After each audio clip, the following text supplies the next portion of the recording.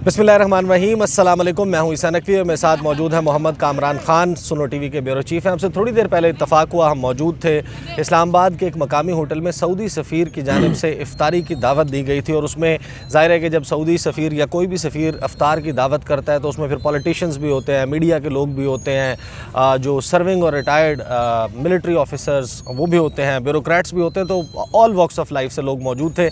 बहुत सारे लोगों के साथ उठने बैठने का वहाँ पर इत्तफ़ाक़ हुआ, गुफ्तगू हुई, मौजूदा सियासी सूरत-ए-हाल के हवाले से भी इस वीडियो में आपके सामने रखेंगे। इस वक्त जो सबसे एक्टिव चैमगोइयाँ चल रही हैं, सरगोशियाँ चल रही हैं, कुछ फ़ैसले हैं जो बज़ाहिर अब वफाकी हुकूमत ले चुकी है और उसको इम्प्लीमेंट कैसे किया जाएगा, लेकिन फिर उसका आस्पेक्ट मोहम्मद कामरान ख़ान साहब जो हैं वो सुप्रीम कोर्ट जो है उसके मामलात को समझते हैं। आइन और कानून, ये सारे मामले किस तरीके से सुप्रीम कोर्ट में अनफोल्ड होते हैं उसको वहाँ पर ग्राउंड पर रहते हुए कवर भी करते हैं कि हुकूमत जिस रास्ते पर जाना चाह रही है वो अगर इसके ऊपर जाती है तो फिर उसका नतीजा सुप्रीम कोर्ट ऑफ पाकिस्तान में क्या निकलेगा। कामरान साहब, आप भी वहाँ पर थे, आपने भी ये बातें सुनी होंगी कि अब फ़ैसला जो है वो हुकूमत की तरफ से ये किया गया है कि तौहीन तो हम करेंगे, लेकिन तौहीन करने का तरीक़ाकार ऐसा इस्तेमाल किया जाएगा कि सुप्रीम कोर्ट भी सर पकड़ कर बैठ जाए कि अगर एक मरतबा भिड़ों के इस छत्ते में हाथ डाल दिया गया तो फिर मामलात को कौन कंट्रोल करेगा।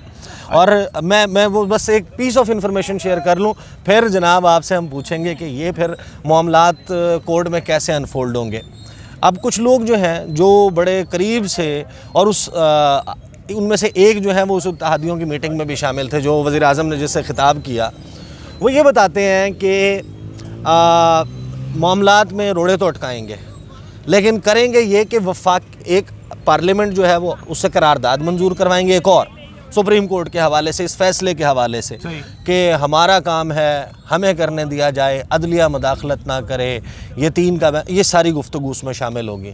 दूसरे स्टेप में हर वो फ़ैसला, यानी अगर फ़ंड्स नहीं देने तो उसका अप्रूवल काबीना से लेना है। वफाकी काबीना जो है वो 85 अरकान की काबीना है वज़ीर आज़म की, और जब वो उसका अप्रूवल देगी तो फिर सुप्रीम कोर्ट को कहेंगे कि हाँ जी पीछे फिर इमरान खान बाजेगा, लगानी है तो सब पे तौहीन लगा दो।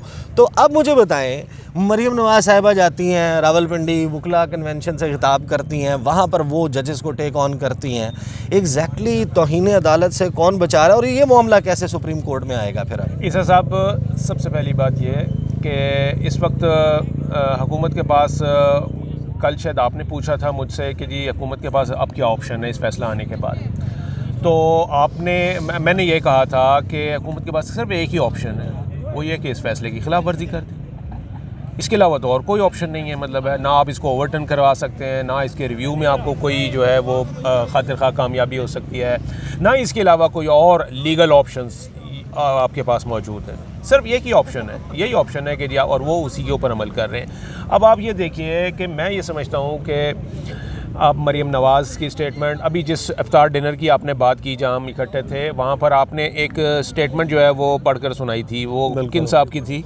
वो स्टेटमेंट थी मियाँ मोहम्मद नवाज़ शरीफ की, जिसमें वो ये कह रहे थे कि सुप्रीम कोर्ट में जस्टिस काजी फ़ाइज़ ईसा की सरबराही में कुछ जजेस हैं जो जिहाद कर रहे हैं अतर मिनल्लाह, उमर अता बंदयाल और दूसरे जजेस के ख़िलाफ़। अच्छा, ये बिल्कुल उसी तरह का जहाद है जो 90s में मियाँ साहब ने इसकी बुनियाद रखी थी जब सुप्रीम कोर्ट पे हमला भी हुआ था, और उस वक्त भी यही सूरत हाल थी कि ये नून लीग ही बरसर इक़्तिदार थी। इसी सुप्रीम कोर्ट के चीफ़ जस्टिस थे और इसी सुप्रीम कोर्ट के जो सीनियर जजेस थे जिनके ऊपर मियाँ साहब का हाथ था, और वो फिर फैसले ले रहे थे। कोयटा रजिस्ट्री वाली सबको मालूम है कि जी क्या हुआ था। जस्टिस सईदुज़्ज़मा सिद्दीकी जो है वो फिर किस तरह से बाद में मियाँ साहब के अपने सदारत के उम्मीदवार बने और गवर्नर सिंध बने। तो बात यह है कि यही पार्टी थी, ये क्रेडिट तो नून को जाता है। वैसे मैं आपको बताऊं, यानी वो साथियों में से भी part time chairman PCB, part time जनाब आप जो है वो सहाफ़त संभाल लें, अभी ही एक है। और हमारे फहद हुसैन साहब हैं, उन्होंने भी जंप बैक किया मीडिया में। अच्छा। लोग सवाल उठाते हैं, मुझे पता है कि हम सब की साहब सलामत अच्छी है, लेकिन ये तो इसका ये मतलब तो नहीं है कि अगर कोई शख्स जो है वो ये हाँ, करता जाहिर है, है। कल को मैं अगर करता हूँ या आप करते हैं तो हमारे कॉलीग्स हमें कॉल आउट करेंगे ना, तो ये ऐसे ही काम है, क्या जाहिर है, तनकीद होनी है। बिल्कुल सुनिए, देखिए इस पे ना जाएंगे, मियां साहब, डॉग्स आप- डोंट ईट आपने- डॉग्स। मियां साहब हो जाएं, मरियम नवाज साहिबा हो जाएं, आपके वज़ीर आज़म साहब हो जाएं, आपकी काबीना हो जाए, आपकी पार्लियामेंट हो जाए, सब में इस वक्त जो है ना वो ग्रॉस मिसकंडक्ट और ग्रॉस कंटेम्पचुअस जो है ना वो वहाँ से रिमार्क्स जो है ना वो सारे आ रहे हैं। ये कोई और दौर होता, ये इफ्तिखार मोहम्मद चौधरी का दौर होता, तो आप यकीन करें कि जिस वक्त मियां साहब ने, ये छोटे मियां साहब ने, वज़ीर आज़म साहब ने जब फ्लोर ऑफ द हाउस पे ये आइनी खिलाफ वर्जी की उन्होंने कि जजेस के कंडक्ट को आप ज़ेर बहस नहीं ला सकते पार्लियामेंट के अंदर, सबको पता है, आइन के अंदर लिखा हुआ है। वहाँ पर आपके वज़ीर कानून, आपका वज़ीर आज़म, आपका वज़ीर दाखिला, आप सब जुडिस मैटर्स पे बात नहीं कर सकते। बात नहीं कर सकते। तो अब डायरेक्ट आप नाम लेके वो कह रहे हैं कि जनाब आपने जस्टिस एजाजुल एहसन को वहाँ पर बिठाया हुआ है, इस मुतनाज़ा जज हैं और आप कैसे उनके खिलाफ फैसला दे सकते हैं। तो ये वाली जो सूरत हाल है, अगर ये इफ्तिखार चौधरी साहब के दौर में होती और वो माहौल जो है, जो एम्बियंस है वो इफ्तिखार चौधरी वाला होता, यानी जो एम्बियंस से उनको सपोर्ट मिल रही थी, तो ऐसी सूरत में आप यकीन कीजिए कि ये मियां साहब यानी वज़ीर आज़म साहब जो है ना अगले दिन कटहरे में होते और कंटेम्प्ट के चार्जेस को फेस कर रहे होते। सही। तो वो ये इस वक्त बहुत सारे इश्यूज़ हैं, मतलब इसमें आप देखें, अगर इसमें जो है यानी कि मरियम नवाज़ की ने जो वो जलसे में तकरीर अपनी जब वो कर रही थी, तो उन्होंने जिन जज साहिबान की दिखाई, उसमें 2 सिटिंग जज साहिबान की तस्वीरें उन्होंने दिखाई, जिनमें से एक जो थे वो हैं जो सीनियर जज हैं और जिन्होंने अगले साल जो है ना चीफ जस्टिस ऑफ पाकिस्तान के ओहदे पर फाइज होना है। फिर मियां साहब की स्टेटमेंट देख लीजिए कि जी हम मानते ही नहीं है इस बेंच को, और अगर हुआ ये फैसला आ गया तो डॉलर जो है वो 500 रुपये का कर देंगे और डॉलर 500 का हो जाएगा। फिर इसके बाद आज मरियम साहिबा की तकरीर आप देख लीजिए, ग्रॉस जो है ना वो वायलेशन हुई है, अपना कंटेम्पचुअस रिमार्क्स जो है ना उनकी तरफ से आए हैं। वो कहते हैं जनाब ये अच्छा, मुझे ये सहूलतकार बताएं है, कि वो अगर कहते तो हैं ये- सहूलतकार अभी तक बैठे हुए हैं जनाब जी। अगर तो ये स्ट्रेटजी है कि इलेक्शंस को इल्तवा का शिकार करने के लिए सब मिलकर तौहीन अदालत करते हैं और अदालत कोई एक्शन नहीं लेती, तो उसका रेट जो है वो समझ आएगा कि यार अदालत कैसी अदालत है जिसका कोई सुन नहीं रहा, और अगर कोई वो एक्शन लेती है, तौहीन लगा देती है और पार्टीज़ फिर उस पर रिएक्ट करते हुए एहतजाज के रास्ते पे जाती हैं और बाइकआउट की तरफ जाती हैं इलेक्शंस के, तो इसका मतलब ये है कि वो एब्सोल्यूट केओस खुद क्रिएट करके इलेक्शन से अब भाग रहे हैं। ये स्ट्रेटजी इफेक्टिव होगी? देखिए हो क्या रहा है कि जी ये वज़ीर आज़म साहब जो है ना वो फ़ैसला करते हैं, ठीक है, वो कहते हैं कि जी रात को काबीना का इजलास है, अर्जेंसी में हो रहा है जनाब जी, और खुफिया एजेंडा रखा गया है, 1 पॉइंट एजेंडा है, देखते हैं क्या होता है जनाब जी। वो किस बात पे करते हैं कि जी जो इशरत अली रजिस्ट्रार हैं उनको जनाब जी, चूँकि जस्टिस फाइज़ ईसा ने ख़त लिख दिया है तो हम उनको वापस बुला रहे हैं और काबीना उसको एंडोर्स कर रही है। कौन सी ऐसी अपॉइंटमेंट होती है जनाब जी? क्या रखते वक्त इशरत अली को रजिस्ट्रार रखते वक्त काबीना की अप्रूवल हुई थी या काबीना? ठीक है, सिर्फ इस वजह से कि वो बताना ये चाह रहे हैं कि जनाब ये पूरी काबीना, कल जो करारदाद आने वाली है, जो कहा जा रहा है कि जी कल करारदाद आएगी, आपका क्या ख्याल है क्या होगी वो करारदाद? और वो करारदाद जुडिशरी से रिलेटेड होनी है, वो इसी तरह ही होगी कि जी हमारे मामलात, जैसे आपने खुद बताया कि जी ये अदालत इन मामलात में मुदाखलत ना करे, ये हमारे मामलात हैं, पॉलिटिकल इश्यूज़ हैं, इनको पॉलिटिशियंस को ही डील करने दें। तो अदालत की क्या वैल्यू होती है मुझे बताएं करारदाद की? क्या वो जुडिशल ऑर्डर ख़त्म हो सकता है करारदाद से? क्या काबीना के फैसले से जुडिशल ऑर्डर आप खत्म रिव्यू हो में सकता जा है? सकते हैं, आप रिव्यू में जा सकते हैं, that is the only way, that is the only way. हाँ बिल्कुल। तो ये करारदाद से क्या सिर्फ वो बताना ये चाह रहे हैं कि जी काबीना मेरे साथ है, सारी सियासी जमातें मेरे साथ हैं और वो इस वजह से जो है ना वो मुझे प्रोटेक्शन मिलेगी, लेकिन एस्टैब्लिशमेंट भी साथ है, मिला लें उनको भी, ज़ाहिर है उनके बगैर कहाँ गाड़ी चलती है। तो वो कहना यही चाह रहे हैं। तो वो उसमें मैं ये सिर्फ ये कहूँगा, लेकिन एक बात मैं आपको बताऊँ, जब कंटेम्प्ट के ऊपर बुलाया जाता है ना हुकूमत, तो फिर हुकूमत का सरबराह होता है ना, उसी को कटहरे में आना पड़ता है। ये सारे ये बिलावल साहब ने भी जो स्टेटमेंट दी और ये इवन बाकी जो पीपल्स पार्टी वाले जो दीगर वज़रा वगैरह स्टेटमेंट्स दे रहे हैं बुग़्ज़-ए-माविया में, तो मैं आपको बता दूं कि ये इनमें से कोई किसी को नहीं कुछ होना। जब वो कंटेम्प्ट होनी है तो वो लगनी है charges direct head of the government पे, and he is prime minister Shahbaz शरीफ।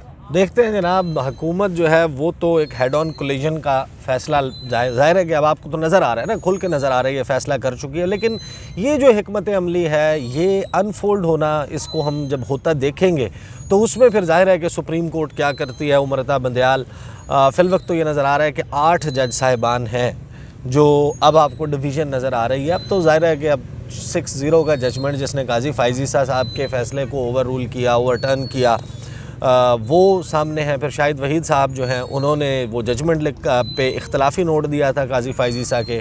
फिर 8वें जो हैं वो ख़ुद चीफ़ जस्टिस उमरता बंदयाल हैं।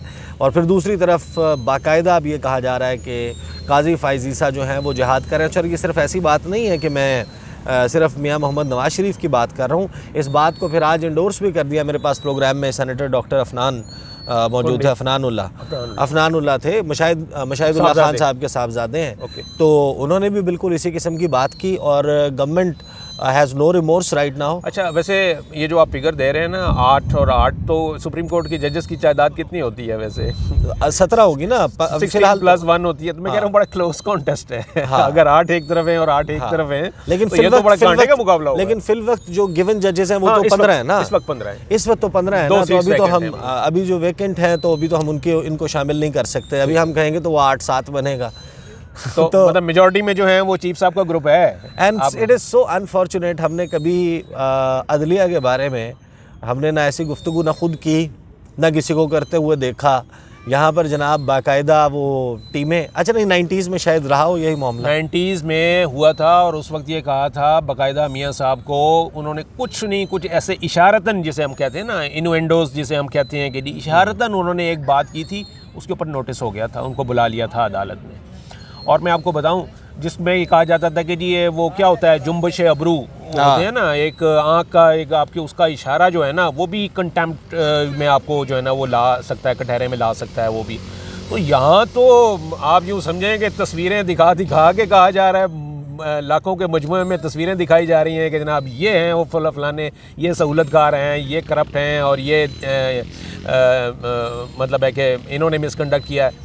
मतलब इट इज़ अनहर्ड ऑफ, सही, बहुत बहुत शुक्रिया कामरान खान साहब, आप ने अपनी जो है वो, अब इधर देख लें, हम क्लोजिंग कर लें इसकी ठीक है ना। तो ज़ाहिर है कि इस मामले के ऊपर अब कुछ मज़ीद जो है वो चीज़ें सामने आना बाकी हैं, उसके ऊपर ज़ाहिर है गुफ्तगू का सिलसिला जारी रहेगा। अब तक के लिए इतना ही, मुझे इजाज़त दीजिए, अल्लाह हाफ़िज़।